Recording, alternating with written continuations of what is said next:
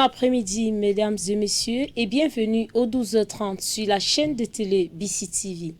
Ouvrons le flash information d'aujourd'hui avec cette actualité sportive qui se passe au Cameroun. Les Lions, la victoire des Lions indomptables face au Burkina Faso. Les Lions indomptables du Cameroun prennent la tête du groupe A avec 3 points plus 1, suivi par le Cap-Vert, vainqueur de l'Éthiopie, sur un score d'1-0. Le classement du groupe A, le Cameroun sort en première position avec 3 points plus 1. Le Cap-Vert sort en deuxième position avec 3 points plus 1. L'Éthiopie prend la troisième place avec 0 points moins 1.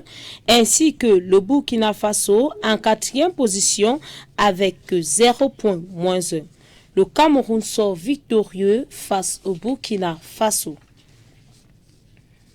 Poursuivons toujours le flash information avec cette page sportive. Suite à la défaite, le capitaine burkinabé se plaignant de l'arbitrage et les 2 pénaltys accordés par l'arbitre Moustapha Gorbal au pays hôte, qui est le Cameroun. Il dit ceci dans ses propos: on n'a pas su bien gérer notre avantage, mais sur le plan du jeu collectif, on a livré un match correct. On a fait un bon match. Il continue en disant ceci: quand tu joues devant le pays organisateur à domicile, devant son président, je pense qu'il faut s'attendre à tout. Il y a eu 2 pénaltys généreux, je dirais, mais on ne va pas chercher des excuses, a déclaré Bertrand Traoré. Malgré tout, le Burkina Faso n'a pas baissé les bras et ont décidé de rester tête haute, concentrés, et reviendront plus fort lors du deuxième match. Selon nos sources, les Burkinabés se plaignent des étalons qui ont d'abord été contestés la veille avec les tests de Covid-19 qui ont été effectués avant le match et qui les ont privés de sélectionner Kamou Malo et de certains joueurs cadres de la sélection comme Edmond Tapsoba.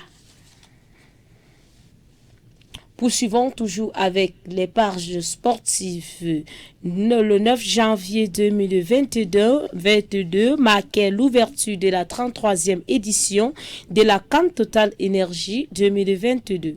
Cette ouverture mettait en compétition totale le Cameroun et le Burkina Faso, où le Burkina Faso défie à la 20e minute 1-0 face au Cameroun. Malheureusement, le Burkina Faso a été surpris par le renversement des situations grâce notamment à 2 pénaltys accordés au Cameroun à la fin de la première mi-temps. Le Cameroun ressort vainqueur face au Burkina Faso avec un score de 2-1. Le président de l'Africafoot, Samuel Eto'o-Fils, exprime sa joie face aux Lions indomptables où on trouve la première journée du match de la 33e édition de la CAN du Cameroun avec une victoire. Tout a été magnifique, a déclaré le président de l'Africafoot qui n'a pas pu cacher sa joie. Ajouté à cela, l'ancien capitaine des Lions se réjouit dans ses paroles en disant: l'énergie du stade Olembe, l'antre des Lions indomptables, a été véritablement inégalée. Des célébrations à la cérémonie, à notre première victoire, nous avons montré ce que cela signifie d'être Camerounais. Gustave Sankara a ouvert la marque par les étalons avant qu'Aboubakar Vincent n'égalise et offre la victoire aux Lions indomptables. Nous attendons le prochain match ce jeudi qui se fera le Cameroun contre l'Éthiopie. Toujours sur les pages sportives, un bravo est passé au Nigeria qui a affronté l'Égypte hier mardi 2021 et ressort vainqueur avec un score de 1-0. Les Super Eagles ont pris ainsi la tête de la poule D et ressort vainqueur grâce à un super but de Kelechi Iheanacho. Toujours sur l'actualité, toujours sur des pages sportives, les supporters maliens basés à Douala se déplacent de masse du côté d'Nguémé à Limbé pour assister à la rencontre de la CAN 2021 Tunisie-Mali. C'est déjà le short de cette poule F de la CAN 2021. Ce mercredi, la Tunisie affrontera le Mali. Ce match qui s'annonce très serré entre ces deux sélections. Les supporters maliens assurent une victoire, pas moins de 6 buts.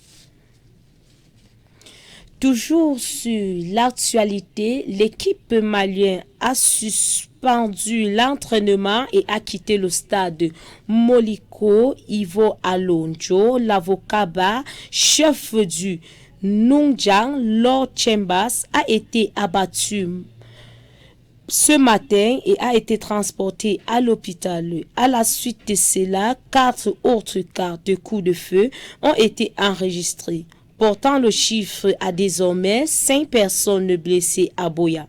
Les forces amazoniennes ont déclaré qu'elles ne voulaient pas que la région du sud-ouest accueille les matchs de la CAN 2021. Mesdames et messieurs, c'est à ce niveau que nous mettons un point final au flash information d'aujourd'hui. Rendez-vous à 17h30 sur les antennes de BCTV pour votre journal en langue anglaise qui sera fait par Zelda Fogny. Et rendez-vous à 20h30 pour votre journal bilingue qui sera porté par Nessois Primus et en collaboration avec Rignou Aurélie. D'ici à là, portez-vous bien.